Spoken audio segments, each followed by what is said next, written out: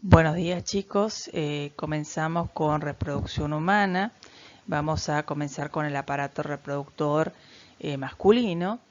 Bueno, el aparato reproductor masculino consta de una serie de órganos, ¿sí?, que son encargados de producir las células sexuales o gametas, que son los espermatozoides, y también asegurarse de depositar esas gametas o células sexuales en el cuerpo femenino.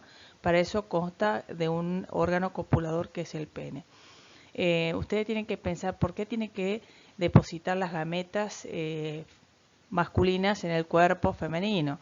Bueno, primero porque ustedes saben que la fecundación, o sea, la unión de la gameta masculina y femenina en los peces, por ejemplo, que son organismos que viven en el ambiente acuático, no se adaptaron al ambiente terrestre.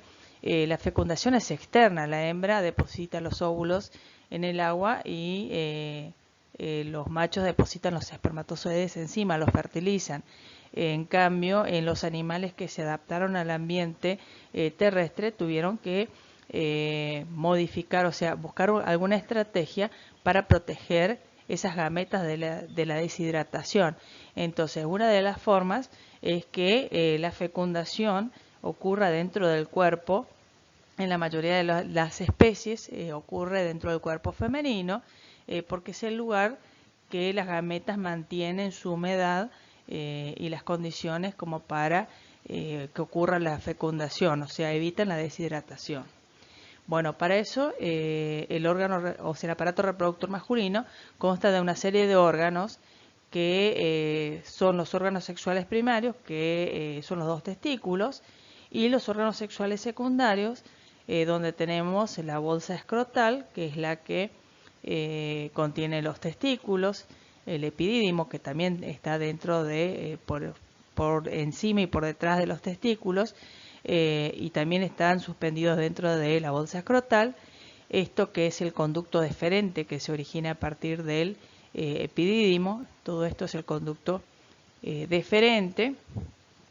Bueno, acá cambia un poco de nombre, pero sigue siendo el conducto deferente porque se llama ámpula o ampolla, y acá el conducto eyaculador, que desemboca en esta vía que es común al aparato reproductor y al aparato urinario. Esa es una de las diferencias entre el varón y la mujer, que la uretra es un conducto común que en el momento de la eyaculación, o sea, cuando se libera el semen, pasa semen, ¿no es cierto?, por este conducto que se llama uretra, y en el momento de la micción, cuando va a orinar, pasa orina. Bueno, y después que es el órgano, todo esto es el órgano copulador, que es el encargado de depositar las gametas en la vagina femenina. Bueno, como les había comentado anteriormente, los testículos son los órganos sexuales primarios porque son los que producen las gametas o células sexuales. ¿Dónde se producen esas gametas? Bueno, acá hay tubos plegados que se conocen como tubos seminíferos. Este es un corte de un tubo seminífero, ¿sí?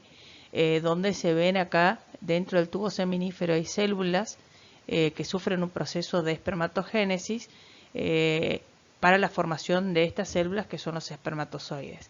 Por fuera del tubo seminífero hay unas células que producen hormonas, que son las células intersticiales o de Leydig, que producen la hormona conocida como testosterona, hormona sexual masculina, que es la que estimula justamente la división de estas células para la formación de los espermatozoides, pero también la testosterona es la responsable de todos los caracteres sexuales secundarios del varón. Bueno, una vez que se producen acá en los tubos seminíferos los espermatozoides, avanzan hacia la red de Testi, ¿sí?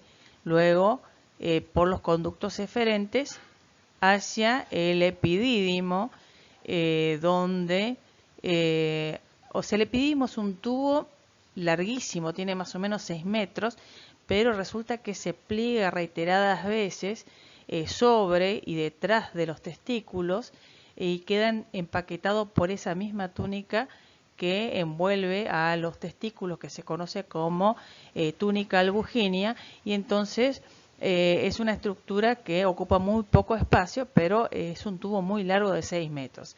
Acá maduran los espermatozoides y más en esta zona que se conoce como la cola del epidídimo, ya se comienzan a almacenar los espermatozoides, aunque en realidad la mayor parte de los espermatozoides que se producen se almacenan acá en el conducto deferente.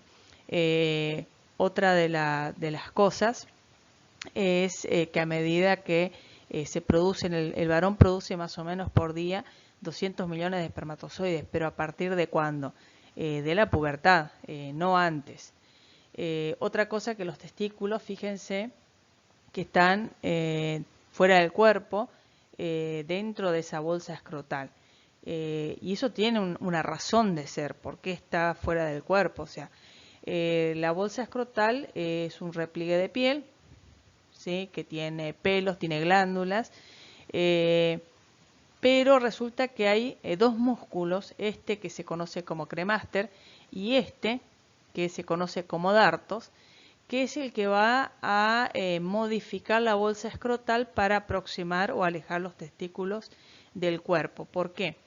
Yo le había comentado que para la producción de espermatozoides, ¿dónde se producen los espermatozoides? Acá en los tubos seminíferos. Y para la producción de los espermatozoides, estas células necesitan una temperatura inferior a la temperatura corporal, que es de 37 grados. Necesita más o menos 35 grados centígrados. Entonces, bueno, la estrategia es colocar los testículos fuera del cuerpo porque es la forma de que estén a una temperatura inferior a los 37 grados. Entonces, hay dos músculos que se encargan de regular la temperatura de los testículos. Uno es el dartos, que es el que arruga la bolsa escrotal, y otro es el cremaster, que cuando hace frío se contrae y entonces aproxima los testículos al cuerpo, y cuando hace calor ese músculo se relaja y entonces aleja los testículos del cuerpo. Y otra forma de controlar la temperatura de los testículos es mediante la irrigación sanguínea. Esto se llama sistema de contracorriente. O sea, si bien acá se nota que están en contacto las venas con las arterias, acá hay un gráfico que representa la sangre caliente que llega del cuerpo y cómo las arterias están en contacto con las venas, entonces le van transfiriendo calor y entonces la sangre que llega a los testículos llega mucho más fría. Bueno, los testículos se forman cerca de los riñones y antes del nacimiento tienen que descender. A ver, voy a tomar el puntero. Acá están los riñones. Cerca de los riñones se forman los testículos y entonces antes del nacimiento tienen que descender, ¿sí? Y por eso juega un papel importante la testosterona, porque el niño produce testosterona más o menos hasta 10 meses después del nacimiento y después deja de producir testosterona hasta cuando se inicia la pubertad, ¿no es cierto? Entonces, acá se nota cómo los testículos van descendiendo por un conducto que se conoce como canal inguinal. Acá se observa cómo los testículos atraviesan el canal inguinal y se van metiendo dentro de esa bolsa escrotal. En algunos casos, si los testículos no descienden, no se ubican dentro de la bolsa escrotal, decimos que ese niño tiene criptorquídea. O sea, si ni uno de los dos testículos desciende y no hay forma de hacerlos descender porque el conducto es muy corto, entonces ese varón va a producir hormonas sexuales masculinas, va a tener todo el aspecto de varón, pero va a ser estéril, no va a producir espermatozoides. Ahora, hay posibilidad en la mayoría de los casos, sí se puede lograr que uno de los testículos desciendan.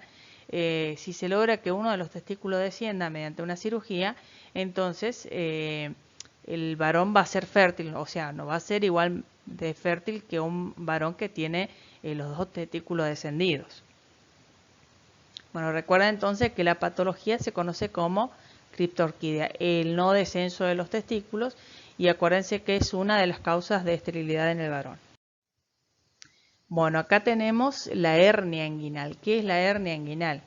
En una persona adulta, por el mismo canal por donde descendieron los testículos, puede meterse porción del intestino. Y entonces decimos que esa persona tiene una hernia inguinal.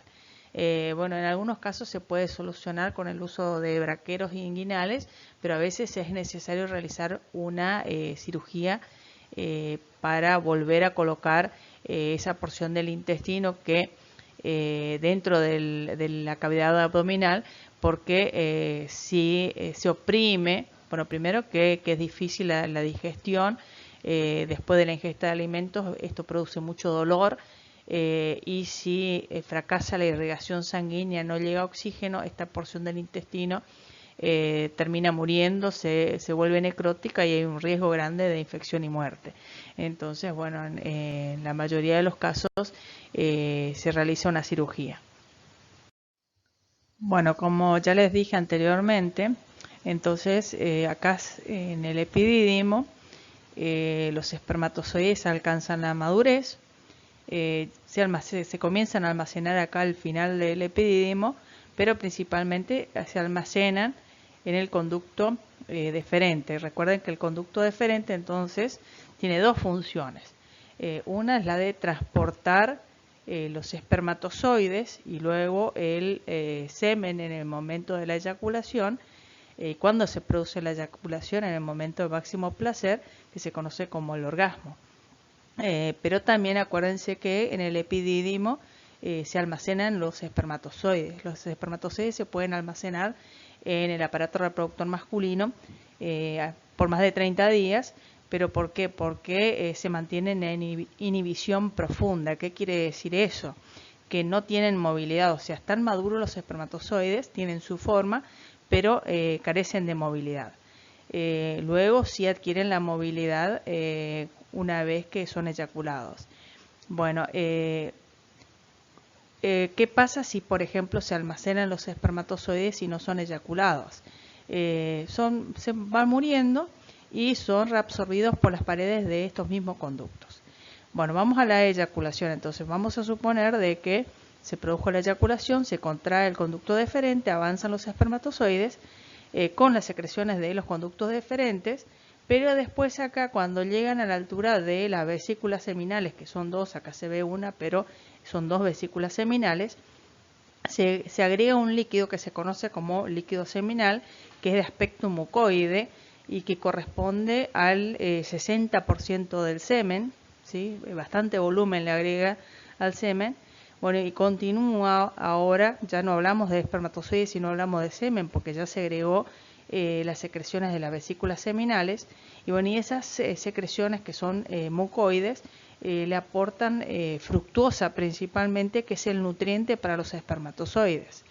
Bueno, después el semen continúa y llega a la próstata. La próstata también agrega un 30% más de secreciones, que es el líquido prostático, que es más de aspecto lechoso y que contiene sustancias que hace que el pH del semen sea alcalino. Eso es bueno porque después cuando veamos aparato reproductor femenino les voy a comentar que la importancia de que el semen tenga un pH alcalino y no ácido. Bueno, acá pasa ya este conducto se llama uretra. Acuérdense que la uretra es un conducto común al aparato urinario, porque va a pasar orina en el momento de la micción y en el momento de la eyaculación va a pasar semen. Bueno, entonces la uretra es la que se va a encargar de transportar ese semen hacia el exterior en el momento de la eyaculación. La uretra en el varón, esa es una de las diferencias, es larga porque atraviesa todo el órgano copulador.